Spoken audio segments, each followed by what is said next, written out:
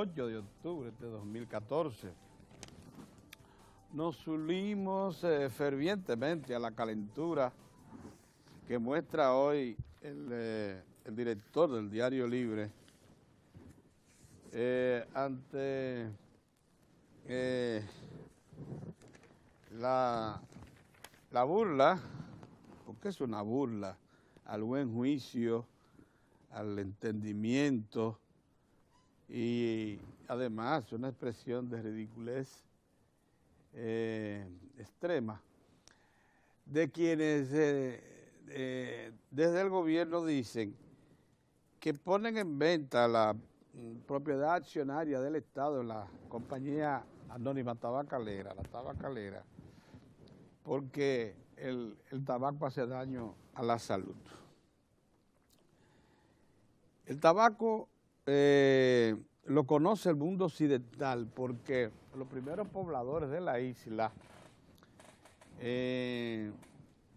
lógicamente encabezados por el descubridor, don Cristóbal, que penetra por la costa norte, se adentraron un poco, yo siempre no voy a referir eso, se adentraron un poco hacia adentro, desde la zona de Puerto Plata, que lo que hoy es Puerto Plata, la costa, y encontraron de inmediato por la línea, no solamente algunos consumidores de tabaco, sino también hasta conocieron la planta del tabaco que allí crecía de manera natural, fruto del entorno, del ambiente. El tabaco fue generado probablemente por las condiciones del terreno y por características también de ambiente que son muy propias de la zona. Por eso siempre, y no por casualidad, y cada vez que se han hecho experimentos, incluso cuando se fue a determinar cuáles eran las zonas del país propias para iniciar el cultivo de las variedades Burley y Virginia, las dos principales variedades que componen la mezcla del tabaco Marlboro. Después de hacer un levantamiento en la isla, se encontró que es en los alrededores de Santiago Rodríguez, Mao, parte de la provincia de Montecristi, donde se localizan los terrenos que reúnen las condiciones de suelo, de clima, para hacer que progrese el cultivo del tabaco. Óigame, dos variedades que ni siquiera son de origen nuestro, son de origen de los Estados Unidos. Y por eso se inicia a comienzos de la década de los 70, finales de los 60 y inicio de los 70, el cultivo de tabaco rubio para suplantar la importación que hasta ese momento se hacía, de tabaco rubio, que lo hacía mayormente en ese momento la tabacalera, que tenía el 95% del mercado. Tenía la tabacalera esa del Estado, que ahora nos vamos a desprender de su propiedad para concederla totalmente al sector privado. La única justificación valedera que pudiera tener esta decisión es la que no se quiere confesar, que el Estado es mal administrador, mal gestor, y que en razón de que la competencia que enfrenta en el sector cigarrillero y tabacalero es muy fuerte, son muchas empresas, docenas de empresas cigarreras. Solamente en Zona Franca tenemos registradas unas 40 empresas aquí, Zona Franca, productoras de cigarros de calidad, de exportación, de calidad mundial. Nosotros somos el principal país productor de cigarros hechos a manos y cigarros hechos a máquina del mundo, desde mediados de la década de los 90. Nadie ha podido desplazarnos. Tenemos el 70% del mercado norteamericano de cigarros. Y somos, por tanto, ese cigarro, el tabaco criollo, el tabaco y su elaboración, produce al país más de 600 millones de dólares al año. Cuando ustedes ven que yo vengo con un cigarro los jueves aquí enganchado, es en reconocimiento a que ese producto nos produce, nos entrega, nos genera más de 600 millones de dólares al año y además decenas de miles de empleos. Decir ahora, de manera irresponsable, que el tabaco causa daño a la salud y que por eso el Estado se está desprendiendo de eso, es una ridiculez, ciertamente, como dice Adriano Miguel Tejada hoy. Una ridiculez. Y eso se llama no saber exactamente, no tener el grado de sensatez para tomar una decisión que puede perfectamente justificarse. No tiene sentido ser minoritario de una empresa, porque lo es ahora mismo la tabacalera, el Estado y la tabacalera. Si se ha perdido la vocación de competencia, si se ha perdido la vocación del Estado para alimentarla de los recursos que necesita, no solamente recursos materiales, o sea, dinero, sino también gerenciales, porque lo que mandan ahí es a sobrevivientes. Entonces, lógicamente, si usted no quiere preservar eso, si no lo quiere mantener en una competencia tan cerval como la que significaría competir con los herederos de Philip Morris aquí, que es una señora empresa que se llevó por delante a la tabacalera al punto de que la dejó en la misma situación en que la tenía la tabacalera a los originarios de Philip Morris, que era la familia León Jiménez, que producían los famosos cigarrillos Premier y otros. En la misma situación en que ellos estaban, que solo tenían el 5% del mercado, tienen ahora la tabacalera, sus competidores, que son los hereditarios, los que se quedaron con la propiedad de León Jiménez. León Jiménez conserva muy poca propiedad ahí y la cedió a la transnacional Philip Morris. Allí el Estado finalmente se asoció con una de las competidoras internacionales de la ESA transnacional, la British Tobacco, ponen que Tobago y es Tobacco, que ha dicho, bueno, si ustedes quieren que realmente esto se preserve y se relance con nuevas inversiones, nuevas tecnologías, denos la propiedad para poder tomar decisiones, eso es todo. Es al revés, no es para que desaparezca que se está proponiendo la venta, es para que se relance y se convierta en una competidora eficiente y aproveche esa ventaja comparativa que tiene la República Dominicana como el principal productor mundial de cigarros del mundo de calidad. Entonces, ciertamente saca de casilla uno, y lo hizo con el director de Adriano Miguel Tejada, que reacciona caliente, como me siento yo también, cuando uno ve cosas así. Cuando uno percibe que no se tiene claro ni siquiera el presente y futuro de la nación, por lo menos en ese sector, estamos hablando del sector tabacalero. Porque Adriano Miguel se pregunta, bueno, ¿y por qué no cerramos el Instituto del Tabaco? Una entidad que creó el Estado para preservar la calidad y regular el cultivo. Aquí no se puede sembrar variedades donde se le ocurra a la gente de tabaco. Ustedes no sabían eso, porque por suerte se creó esta institución para que regule el cultivo y saque de circulación un paquete de improvisados y gallo locos que quisieron desmontar, por ejemplo, yautía, plátano, yuca, para sembrar tabaco, porque en algún momento el tabaco de la República Dominicana fue muy reclamado en el exterior y entonces creyeron que cualquiera podía meterse a eso. Es una cultura muy compleja, por cierto, muy compleja, que exige mucha dedicación y aplicación de recursos. La industria tabacalera cubana, que alcanzó mayor nivel de desarrollo que la nuestra, porque allá se le dio mucha atención y se metieron los españoles de origen a desarrollarla por siglos. Por eso la industria tabaco, por eso se le dice habano al tabaco, al cigarro.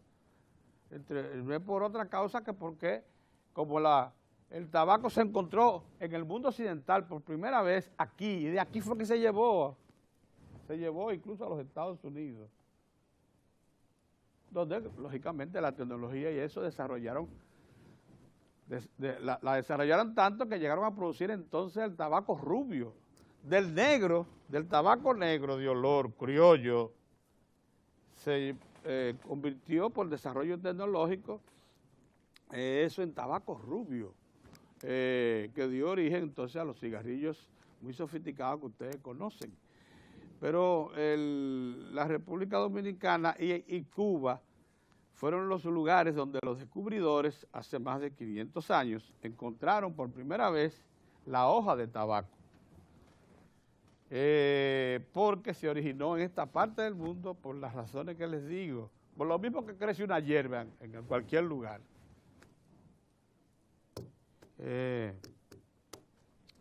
Pero en el caso nuestro, el Estado, cuando inició el proceso de capitalización por efecto de su inhabilidad para administrar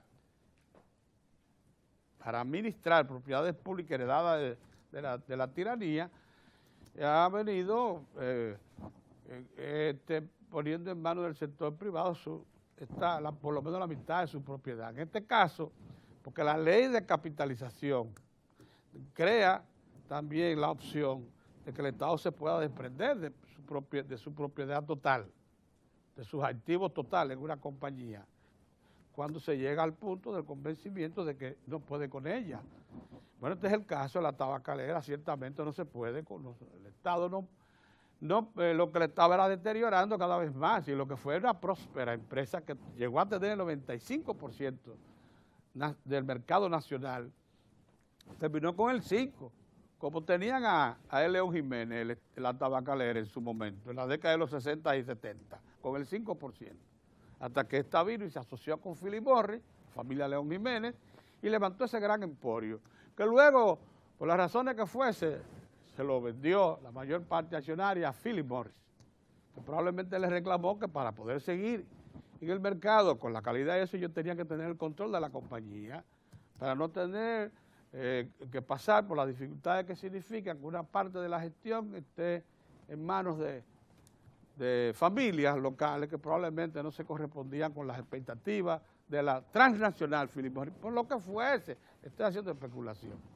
Pero bueno, que no se diga que es por daño al consumo, porque eso lo sabemos, adiós, pero ven acá, sabemos que el cigarrillo y el consumo de tabaco en exceso eso hace daño a la salud, pero ese daño a la salud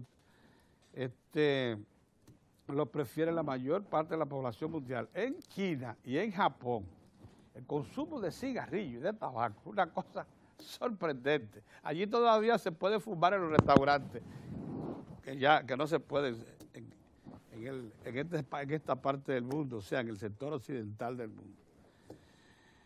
Quería decir eso y quería también destacar lo siguiente. Miren, el Fondo Monetario Internacional emitió un informe acerca de la economía mundial realmente triste, porque redujo sus proyecciones de crecimiento para el mundo en 0.1 y menos 0.2 puntos porcentuales para el 2014 y el 2015. Oigan, en el 2014 que está en curso, se redujo en 0.1. O sea, una décima, pero una décima de un 1% es considerable. Y para el año que viene, para el año de 2015, será de menos 2, o sea, de 3 décimas menos.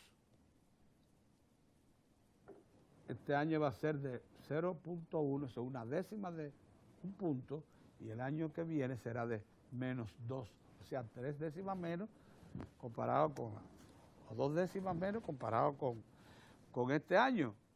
y 3 décimas si partíamos de 0. Pero en América Latina, lo proyectado es que América Latina el crecimiento sea de 1.13%, o sea, 1.13 y 1.2 y 2.2 para los años 2014-2015. Para Centroamérica es 3.8 y 3.9 para los años 2014-2015. La región del Caribe tendrá un crecimiento de 3.8, perdón, este año y 3.3 el que viene. Rusia apenas crecerá 0.2, o sea, 2 décimas este año, y el que viene 0.5 para una baja de 0.0 en este año, o sea, una baja va a cerrar con 0 crecimiento prácticamente, y 0.5 respecto a julio recién pasado. Ahora, la República Dominicana, según el Fondo Monetario Internacional, y por eso es que nos hemos motivado a hacerle esta referencia, va a crecer un 5% este año, solo comparable a Bolivia, que va a tener un crecimiento un poquito mayor, y comparable a Perú. Los 3 países que van a crecer con mayor fuerza este año van a ser Bolivia, Perú y República Dominicana. En el caso nuestro, lógicamente, estamos muy influenciados por el extraordinario crecimiento de la economía norteamericana, un 3%. Y eso, según el informe del fondo, mantuvo las expectativas de crecimiento de la economía dominicana, que cuando el fondo, que es muy conservador, dice que es un 5, muy probablemente entonces termine creciendo aún más de un 5, 5.5, etc. Y por ahí pudieran dar. Esto es de suma importancia para nosotros los dominicanos, que vivimos sumidos fundamentalmente por una campaña que nos pretende inducir a ese punto, en la desesperanza, en la falta de fe. La oposición, que dentro de su plan de frustrante actividad política vive queriéndonos someter a la misma situación en que ellos están, nos vive diciendo que esta sociedad no progresa, no avanza, que todo esto es falso. Sin embargo, los organismos internacionales, y en este caso el Fondo Monetario, que es el más autorizado, dice que no, que la República Dominicana crecerá y lo hará liderando a América Latina este año. Como ven, de las regiones de América Latina que mejor se van a comportar es la centroamericana y la caribeña. Yo supongo también que dentro de estos resultados que se le atribuyen previsibles a la zona caribeña, va a impactar mucho por el tamaño que tiene la zona, la economía dominicana, que es la más grande de Centroamérica y Caribe, individualmente. De forma que hay que celebrar esto y que además el Fondo Monetario Internacional lo esté destacando, porque de esa manera la economía dominicana y la sociedad en su conjunto queda bien parada ante la comunidad financiera internacional. Buenos días, don. Buenos días. Saludos, amigos. El primer tema que quiero tratar con ustedes hoy es digamos que toca la sensibilidad, y uno en ese aspecto entonces se vuelve un poco sugestivo, y es la muerte de 11 niños en el Hospital Infantil Robert Reed Cabral, que en principio se atribuyó a la falla en el sistema de suministro de oxígeno que deben tener esos niños que tienen que ser asistidos con respiración artificial en un momento de su internamiento, por su gravedad, por la situación de salud que presentan. Eso se dañó desde antes del viernes en el Hospital Robert Reed Cabral, y durante el fin de semana fallecieron esas personas, y médicos y empleados del hospital lo atribuyen al hecho que le estoy comentando, a que falló el sistema.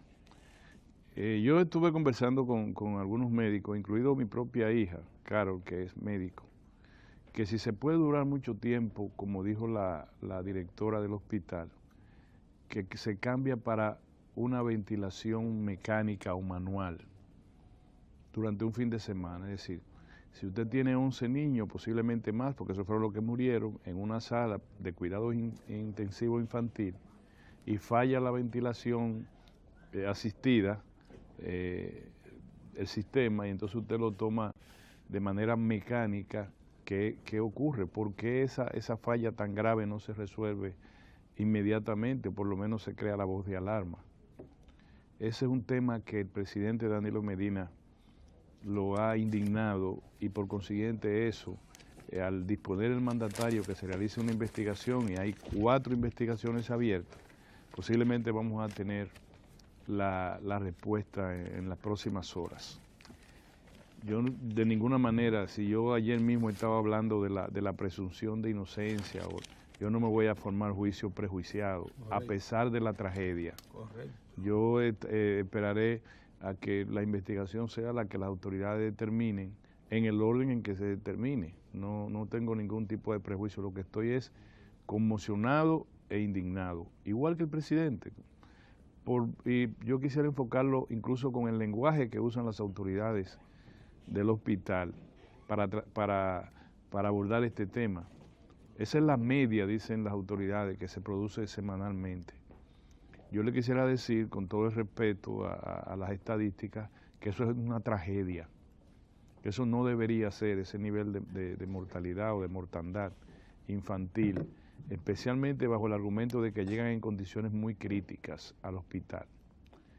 Yo tengo como referencia desde hace muchos años, por mi frecuente viaje que tenía en mi empleo de hace muchos años, a Costa Rica, y siempre leía y lo vi en términos personales, el Hospital Infantil de Costa Rica, pero también el sistema de asistencia médica para los niños en Costa Rica, y siempre fue en ese tiempo, yo no sé ahora, ya yo no le he dado seguimiento, fue un modelo para América Latina, su seguridad social y su empeño en dar buena asistencia, tanto preventiva como de sanidad, de salud, a los niños, tanto los niños acabados de nacer como en los primeros años de edad. Ahora yo veo un lenguaje, no vamos a decir que insensible, poco sensible, muy estadístico, muy frío. Yo pienso que esta es la oportunidad para que el gobierno reevalúe totalmente la situación del principal hospital infantil de la República Dominicana y del sistema de asistencia facultativa, asistencia médica para los niños. Escuché en la radio y también en la televisión hablar a muchas personas diciendo que para qué la fiscalía tenía que inmediatamente acudir al hospital, mandar fiscales al hospital. Yo lo que quería decirle es que el fiscal, y repetirlo, ustedes me han oído decir eso, es el tutor de los menores. Donde quiera que un menor esté en situación de dificultad, es obligatorio que el Ministerio Público esté presente. Obligatorio. El fiscal en cualquier lugar, el fiscal es tutor de los menores. Según el Código Procesal Penal. No, y por la propia Constitución. Pone a resguardo al Ministerio Público de todo la salvaguarda de los niños y de los adolescentes. Todo el que es menor. ¿Tú no has oído que dice, esa es hija del fiscal? Por eso es que todo el que es menor es hijo del fiscal. Sí. Entonces el fiscal tiene que acudir. Yo estoy oyendo esa frase. Entonces, por encima del padre y la madre, para que tú lo sepas, si un niño tiene dificultades, está en condiciones de dificultad en el seno de un hogar, estamos hablando también de una sociedad un poco más organizada. Por eso que el fiscal puede perfectamente, sin orden previa, penetrar a la casa y sacar un... Sí, el menor no hay ningún tipo de impedimento. No, eso de que venga con una orden, traiga, no. Si el fiscal considera que está en situación difícil, de peligro, puede actuar. Por eso acudieron al hospital. por eso acudieron al hospital. Ante una denuncia que salió en el periódico hoy de que 11 niños habían muerto por falta de un aparato que suministra... Y ayer cuando fue el equipo de la fiscal, ella se fue con el equipo asistente. Hubo que llevarle toda la información. Claro que sí, no está mal referida a eso. comportamiento del mes, de lo histórico, y por eso es que sale en la prensa que la frecuencia de muertes de fin de semana es altísima en ese hospital, y que eso acontece desde hace muchos años. Sí, esa es la impresión que a mí me parece que no se puede justificar. Tú decirme, bueno, mira, aquí nosotros siempre hemos dado golpes a muchachos, todos los días le damos una pela, que hoy se murió por eso, bueno, no, pero tú no me puedes dar esa declaración. Tú no me puedes decir que todos los fines de semana se mueren más de 11 niños en un hospital. Tú no me lo puedes decir como justificación para esta situación. Y repito, no quiero estar prejuiciado de ninguna manera, ni tampoco negar profesionalidad, ni buen trabajo a los médicos, ni a los ejecutivos de ese hospital. Lo que yo creo que hay que cambiar radicalmente la política hacia los niños, niñas y adolescentes, en este caso, en el ámbito de la sanidad. Hay que buscar otra vuelta. Yo quiero saber qué hubiese ocurrido, y aquí todos tenemos hijos, y hay por lo menos 2 que tenemos nietos. ¿Qué hubiese ocurrido si uno de esos niños tiene un apellido sonoro? Claro, era en el hospital infantil. Una sociedad se considera justa, se considera que prevalece la equidad, cuando ese tipo de cosas no pueden ocurrir sino como una excepción. Y lo que dijeron las autoridades del hospital es que eso es normal. ¿O no, Pedro? ¿No me equivoco? Lo que dijo la directora, que por cierto es una señora Rosa Nieves, muy tomada en cuenta, muy tenida como mujer seria, dedicada, una voluntariosa y servidora pública excepcional. Pedro, la doctora, directora de ese hospital. ¿Qué fue lo que dijo? El lenguaje es llegaron en condiciones críticas, número 1. Caso por caso, número 2, que llegaron en condiciones críticas. Uno de ellos, por ejemplo, llegó con el estómago perforado, después de pasar por varios centros privados, se lo llevaron en condición de muerte, a ver qué podía hacer el hospital. Y cuando usted analiza caso por caso, se encuentran que ciertamente, ahora como dice Orión, eso no justifica para nada lo acontecido. Ni tampoco que ese cuadro que está ahí, que lo que muestra es que ciertamente ha habido muchas muertes a los fines de semana, y qué tradición en el hospital registra. Pedro, es que tú te acostumbras tanto a ver que se mueran los niños. No, los cuadros. Que tú te acostumbras y ya eso es normal. Exacto. Ya te acostumbraste y punto. Ya porque las estadísticas lo dicen. Sí, ya, y ese es el lenguaje que yo quiero, eso es lo que yo quiero rechazar. Yo quiero que los médicos no duerman, se acuesten preocupados, sientan que deben hacer más para que eso no ocurra. Y que el Estado Dominicano, y qué bueno que el presidente, como tenía que ser, se indigna, se consterna por esta situación y ordena inmediatamente una investigación. A partir de los resultados de esa investigación, que no esperen ustedes que sea cancelación de médicos ni cosa de eso, sino es cambio de toda la metodología del trabajo, de la expresión de voluntad del Estado de tener un sistema de asistencia médica para los niños estatal, de calidad, sensible, que sea de los hospitales, no sé cuándo lo podemos tener, más moderno que hay en América. Porque, ¿qué hacer si nosotros no cuidamos a los niños? Y sobre todo a los niños de familia, como le dicen los economistas, de menores recursos, le dicen eufemísticamente. Mira, Orión, del viernes 4 de julio al domingo 6 de julio murieron 12. Tuve 12, 11, 10, 9, 9. Esa es la media, dicen ellos. Y es verdad, es la media. Ahora, lo que yo no puedo estar de acuerdo en que sea la media. No puedo contentarme. No voy a decir, sí, deje eso así, que esa es la media. Todas las semanas se están muriendo 10. La semana que menos se han muerto fue la del viernes 19 al domingo 21 de septiembre, que murieron 7 niños. Luego mueren 10, 9, 9, 9, 10, 11, 12, 8 y 11. La media, 10. Y murieron 11, bueno, pues estamos en la media, de eso así. No podemos dejarlo así, no. En eso yo quiero esperar el resultado y decirle que no puede ser. Yo no estoy diciendo que fue por negligencia ni por no negligencia. Tampoco puede ser que un sistema de asistencia de oxígeno se dañe y pasen días y días y no, bueno, se dañó, estamos manual. Usted sabe cómo es manual, que le da es como una bombita. con la mano. No, es que ponen el hay tanque, dos. aproximan el tanque. No, hay dos.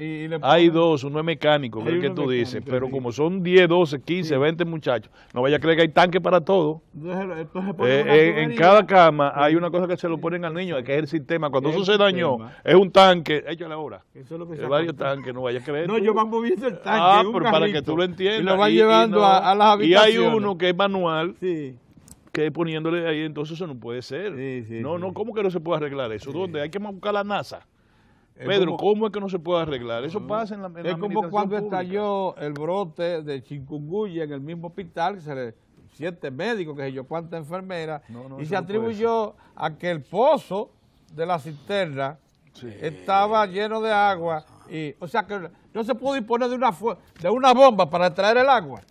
Bien. No se pudo alquilar una bomba para traer el agua del pozo. Como Pedro ha compartido conmigo mi comentario. No, yo estoy también. Está bien. Bueno, otro, yo voy a vincular también este tema al tema económico. Señores, Pedro acaba de decir, yo lo leí muy detenidamente esta madrugada, el reporte sobre la previsión de la economía mundial del Fondo Monetario Internacional. Y nosotros estamos muy alegres, todo el mundo. La República Dominicana en 2015... la previsión es de que va a crecer un 5%, junto con Bolivia, Perú. Somos de las 3 economías de América Latina que tenemos mayor previsión de crecimiento económico. Magnífico y extraordinario. Lo que pasa es que las economías tienen que verse más global, Pedro. Sí. Y la previsión que ha dado, por ejemplo, para Europa, el Fondo Monetario Internacional ha sido, su previsión es catastrófica.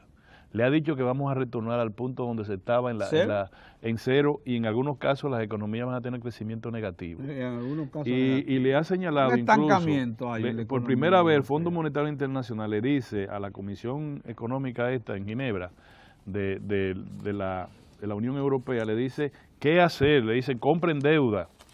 Le dicen, ustedes compren deuda pública, y le dicen, ustedes tienen que promover el crecimiento de algo que yo quisiera llamar la atención aquí en la República Dominicana, el crecimiento de la demanda interna y externa.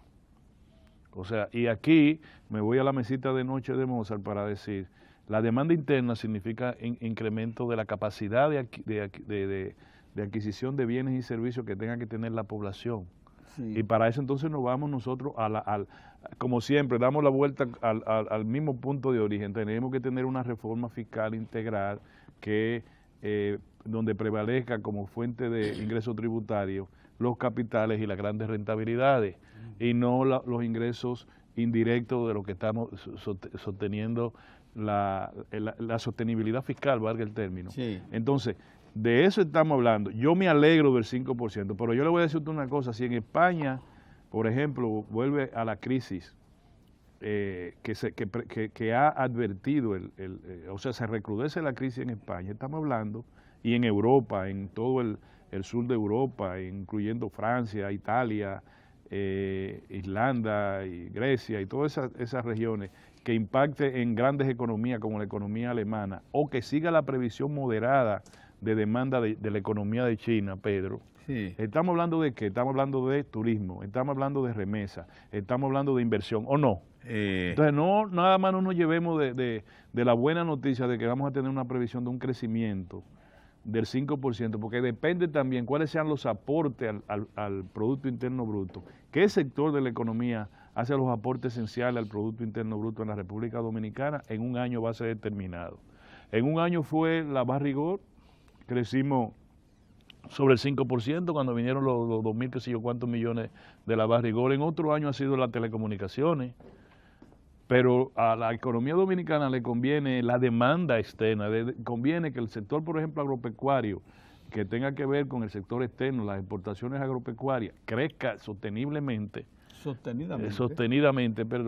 y que eso pueda hacer grandes aportes a la economía, o que crezca el turismo, como ha crecido este año, o que también la remesa tiene un impacto importante en la redistribución del ingreso, Pedro. Sí. Entonces, voy a insistir en que sí es una buena noticia, pero no se lleven tanto de eso, porque la previsión, a nosotros, a la República Dominicana, lo que nos ha salvado, Pedro dice que la Virgen de la Altagracia siempre está presente, lo que nos ha salvado a nosotros es que la economía americana ha vuelto al crecimiento moderado, pero sostenido y especialmente con Para síntomas, un país con grande de un 3% es extraordinario. con una reducción del desempleo de un 5%, Pedro, Sí. que estuvo en el 9% y está retornando Sí, a su nivel. Entonces eso quiere decir que más Sí. dominicanos están recuperando su empleo y que la capacidad de adquirir bienes y servicios de la República Dominicana y de invertir y de venir de turistas de la economía americana crece, y por eso nosotros nos vemos en esta situación. Entonces, los gobiernos tienen que comenzar a pensar a largo plazo. Tienen que empezar. Lo último que voy a decir antes que Mozart me agarre por los cabellos es que sí, hay sectores, yo tengo documentación de la economía dominicana que, amparado en subterfugio jurídico, están haciendo enormes esfuerzos por boicotear la construcción de las 2 plantas a carbón que el gobierno tiene proyectado en Punta Catalina. Se le están enviando a instituciones nacionales e internacionales vinculadas al crédito, notificación de que no pueden prestarle al gobierno dominicano, a menos que no quieran verse involucrados en un conflicto jurídico que ellos han iniciado. Y obviamente todas las direcciones legales de las bancas internacionales, lo que hace que te lo mande investigación inmediatamente, pone analista, y eso retrasa todo. La idea es retrasar todo, la idea es decir lo que dijeron el cártel del sector de generación eléctrica, que se llama ADIES, que señaló que el gobierno le debe casi 1.000 millones a este mes, faltan todavía 3 meses para terminar el año, casi 1.000 millones de dólares, y lo que dice es que todo se debe a la infuncionalidad de las empresas distribuidoras que no tienen capacidad de cobrar, es decir, no tienen capacidad de seguir masacrando a los ciudadanos y a las ciudadanas, ¿de acuerdo? Ese tema. Buenos días, don Héctor, buenos días, don Mozart, hombre, estamos todos aquí. Mozart, culpa a Pedro, no me culpe a mí. No, ¿y de qué? De eso, de lo que tú estabas haciendo señas. Y muchas gracias. Dale para adelante. Mi primer comentario, no hablé con John, era el caso Robert Reed.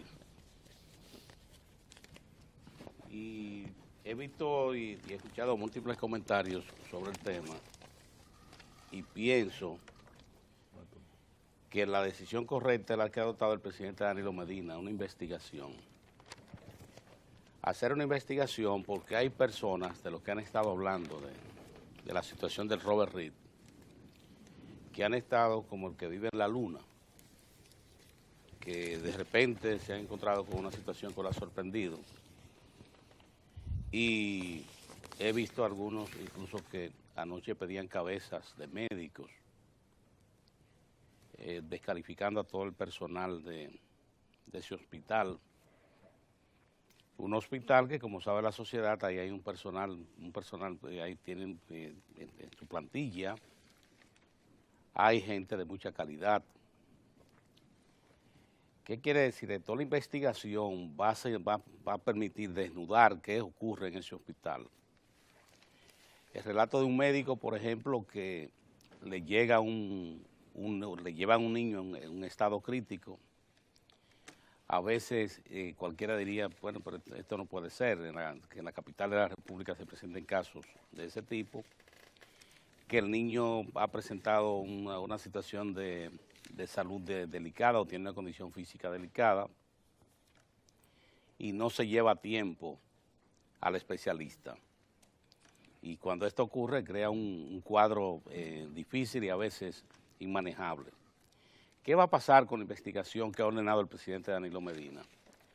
Que se van a poder establecer las causas de por qué la mortalidad en ese hospital es significativa y por qué el hospital no ha podido superar situaciones como las que se dan. Todo esto se va a poder ver ahí y de igual modo que la sociedad también pueda conocer la calidad de médicos que están en ese hospital, algunos hasta por vocación.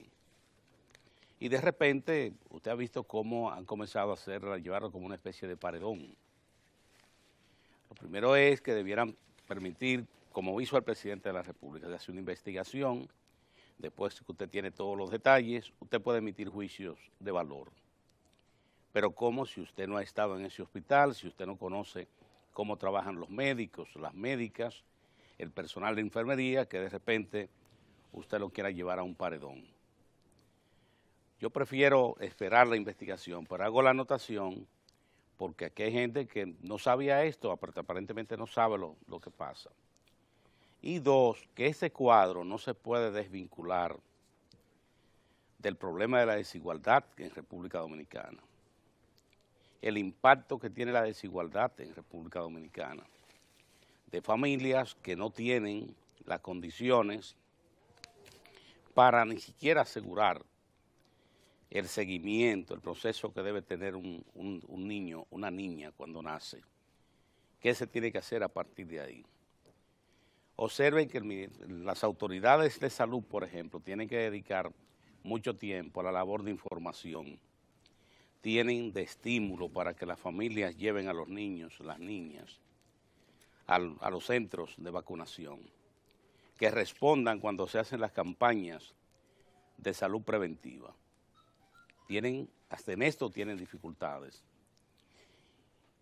porque ahí se combinan los factores económicos, o sea, el problema del ingreso, la limitación de los ingresos de las familias. Ahí se agrega lo de la educación.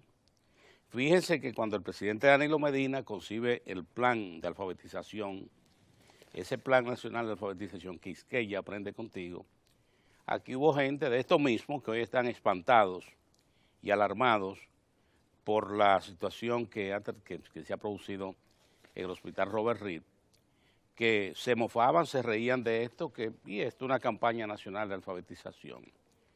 Se le planteaba así, eso es importante, porque en la medida de que una población logra superar la barrera del analfabetismo, esa población va a tener más condiciones para ser capaz de autodefenderse. Saber, por ejemplo, la importancia de la salud preventiva, entender por qué estos programas se mantienen abiertos, lo de los centros de vacunación. Todo esto se logra con una población con más educación y una población, sobre todo, que no tenga personas analfabetas, que no exista una persona que diga no sé leer ni escribir. Imagínense, es como un ciego que esté en el planeta, que hay cosas que él no la ve. Lo que está viendo la colectividad, él no lo ve. Y esto del hospital, ahí también van a poder ver en la investigación ese cuadro de niños, niñas que la llevan a ese hospital cuando ya están en una situación de salud difícil. Como dicen algunos médicos, casos a veces que no se sabe de qué manera se van a poder revertir el cuadro que presenta el paciente. Esto hay que verlo con toda la objetividad. ¿Y por qué ocurre eso? Entonces aquí vinculo el tema de la desigualdad en República Dominicana. Porque la República Dominicana tiene núcleos que viven en condiciones de pobreza, que no tienen capacidad ni siquiera para asegurar el crecimiento sano de sus hijos e hijas. No tienen las condiciones. Y por esto nosotros hemos dicho en múltiples ocasiones que el tema de la desigualdad en la República Dominicana, esa desigualdad social que marca esta sociedad, tiene que afrontarse. Porque una sociedad con menos desigualdades, probablemente un tema como el que estamos tratando hoy quede atrás y sea cosa del pasado y sencillamente figure en el histórico, pero no como un peligro que se pueda dar cada cierto tiempo. Porque usted está viendo todos los esfuerzos que se están haciendo. Ahora el presidente Danilo Medina ha ordenado una investigación. Usted va a ver todo lo que va a salir de ahí porque van a tener que profundizar para buscar causas y dar una explicación y sobre todo plantear de qué manera se pueden evitar situaciones como esa que hoy lamenta la sociedad. Y que como ha dicho el portavoz de la Presidencia de la República, el director de la Dirección General de Comunicación del Gobierno, DICON, el licenciado Roberto Rodríguez Marchena, que cómo reacciona el presidente en shock. Porque que le digan a usted que en horas murieron 11 niños en un centro de salud, ciertamente que es para reaccionar de esa manera, sobre todo los que son padres, madres, como es el presidente de la República, que es un padre. O sea, lo que se siente cuando, porque es como si fueran flores que se marchitan, o sea, de vida, flores de vida que se marchitan. Pero ojalá esto pueda dar lugar también para que la República Dominicana se entienda por qué tiene la sociedad dominicana que tomar conciencia, su liderazgo, de por qué la República Dominicana tiene que afrontarse el problema de la desigualdad social. Esto para lo que llevan anotaciones. Haití, de nuevo, está en el centro de la atención. De un lado, aquí en República Dominicana aparentemente existe un tráfico. Ya hay grupos de delincuentes que se han organizado para tratar de incluir a los haitianos en los viajes ilegales en yolas a Puerto Rico. En las últimas 4 semanas, la Armada Dominicana ha tenido que gastar recursos extraordinarios por el descubrimiento de viajes ilegales organizados. El grupo más reciente fue localizado ayer. Se sitúan en hoteles que ya, por ejemplo, la gente de Miches, la gente de La Romana, la gente de San Pedro de Macorís, sabe cuando hay movimiento. Y usted sabe lo de ayer, detenidos, 17 personas, 16 dominicanos, y 16 haitianos, 16 haitianos y un dominicano. Lo que le indica la frecuencia que hay un tráfico, y esto debe despertar la atención de las autoridades nacionales y de la sociedad no verlo con indiferencia. Ocurre una tragedia y usted va a ver a República Dominicana de nuevo en el centro, las que tienen el país medido, plantearse también que provocó un naufragio. Y ese tráfico, ojalá se entienda la gravedad que implica y las autoridades puedan actuar en consecuencia, porque no va a ser difícil que puedan localizar a los delincuentes que se dedican a organizar estos viajes y que han hecho una especie de modo de vida con esa práctica.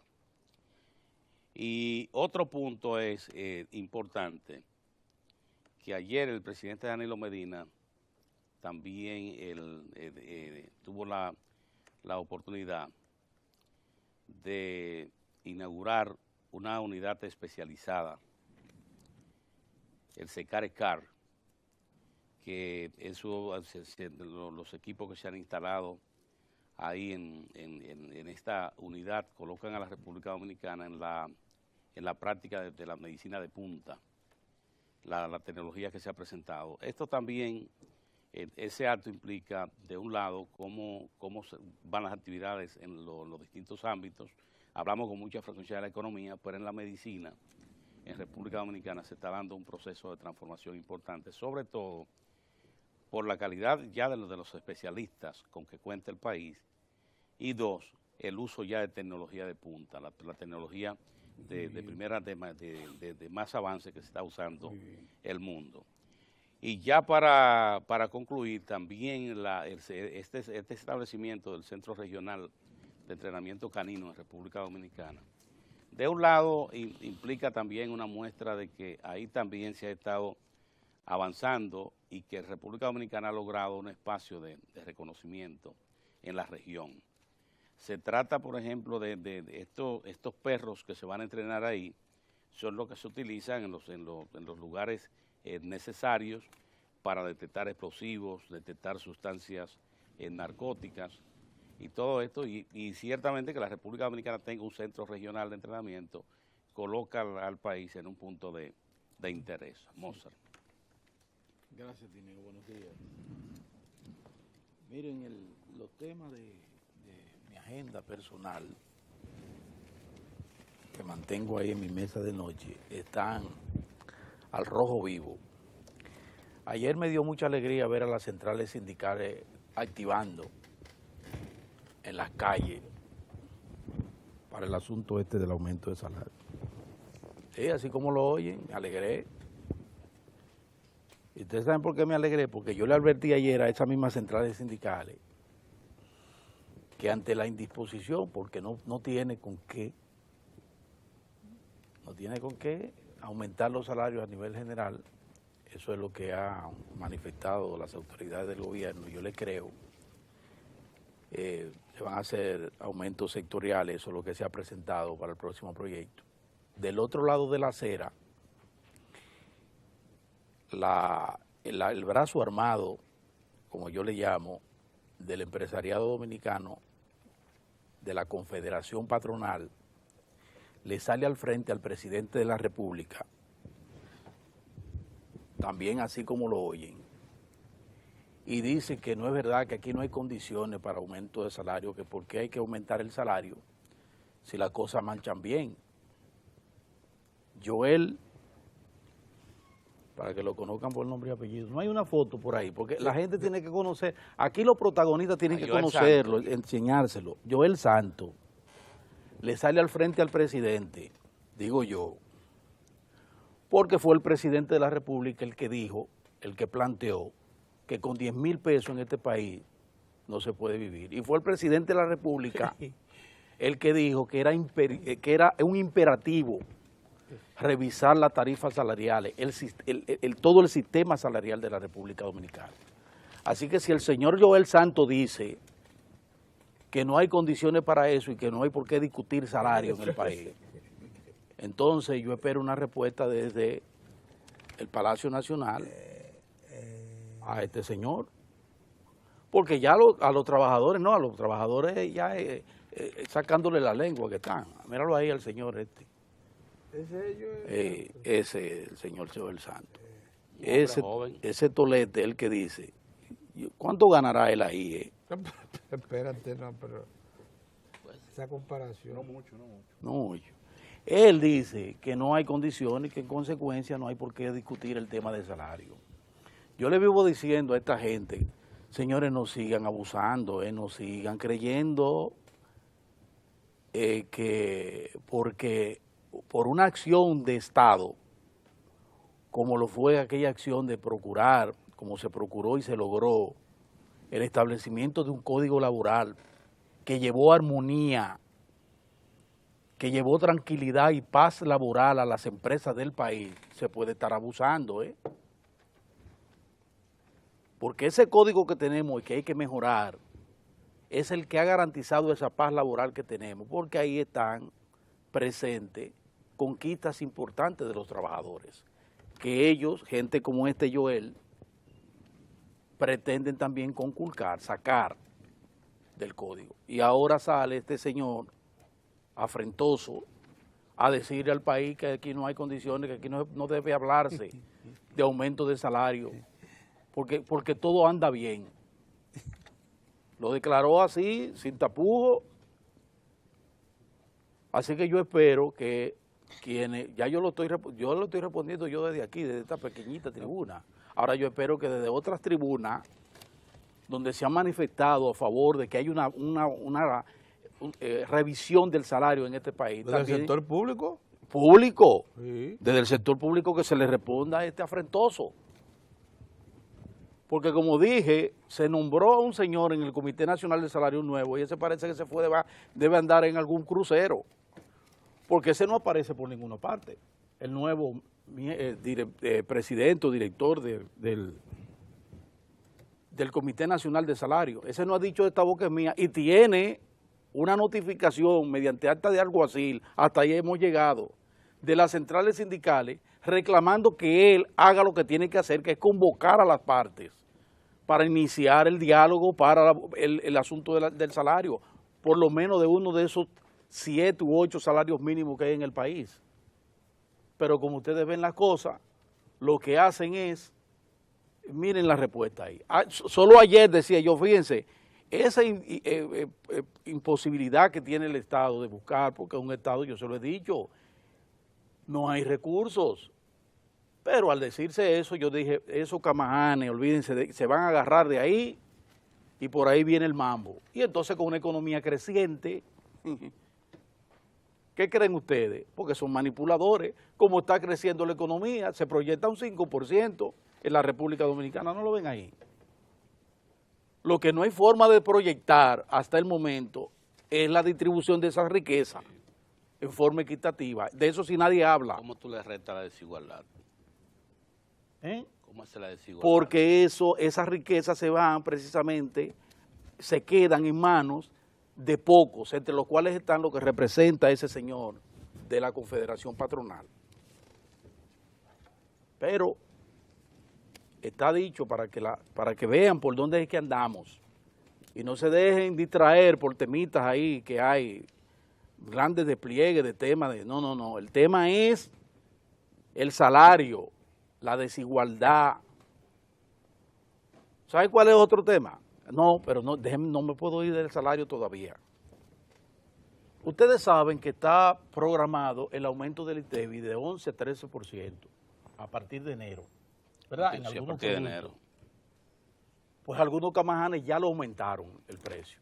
Te aumentaron 15. Y miren, el café Santo Domingo, el que se anuncia aquí, ese mismo que tú tienes ahí en la mesa, Café Santo Domingo, va a estar incluido. Ellos le aumentaron a los comerciantes, le aumentaron el precio y ahora el café está al sobrecito de 15 a 18. ¿Pero qué es en enero? Que Bueno, pero yo tengo que decirlo. El Café Santo Domingo, ¿pero qué cosa más entre grande otros cafés, aumentó ya de 15 a 18. Vayan al colmado. Bueno, ya las amas de casa fueron desde ayer. Se llama Viveza. Desde ayer, de 15 a 18. Para que ustedes lo sepan, aumentó. Y el chocolate también aumentó. De 10 a 13, la tableta esa. Eso es, óigame bien, lo que está establecido es que el ITEVI debe aumentar por la reforma del 12 en enero. Sí, ya lo aumentó. Y debe, le van a pegar otro en enero. Y debe involucrar al café, el azúcar, el chocolate, el aceite, la mantequilla y el yogur. Pues ya estos señores ya le aumentaron. Porque cuando llamé a los colmados, porque me ocupé de eso anoche, claro, comencé a llamar a los vecinos de algunos barrios. Porque es así. ¿Cómo que está? Sí, subió. Vea, pero ¿fue el colmadero? No, el colmadero dice que fue que aumentó de tal a tal. Entonces, busqué en varios barrios. Aumentó. La respuesta, ¿de dónde debe venir? Bueno, de las autoridades. O sea, ¿tú sabes cuál es lo pernicioso? Esto que dice Mozart. Ayer nosotros llamamos la atención, que el liderazgo le prestara atención y que orientara a la población. Oiga, lo que está explicando Mozart, entiendan bien, las amas de casa no hay que explicárselo porque lo están sintiendo. Pero a los que quieren vivir sin fijarse en esto, mire, don Pedro, qué es lo que ocurre. Usted compra un bien que le costaba 50 centavos, o 50 pesos, perdón, con la aplicación del ITEVI. ¿Usted sabe qué es lo que han hecho? Le han agregado 15, porque le están diciendo que como el ITEVI va a subir en enero, hay que prepararse para el precio de reposición. Oiga, así se provoca una población, no se puede hacer eso. ¿No? Entonces, eso en el caso, para el Joel Santos dice que no hay condición, que aquí no hay que hablar de aumento de salarial, porque aquí todo marcha bien, para seguirle agregando a esa impertinencia de ese señor. Entonces, pero oigan la otra, en el otro tema de nuestro, que es la electricidad.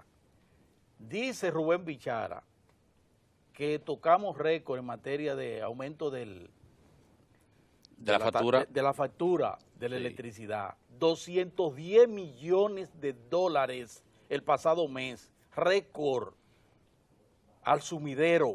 Adiós, precio ¿Y de tú sabes de petróleo. dónde sale eso? Del bolsillo de todos nosotros. Sí. De todos nosotros.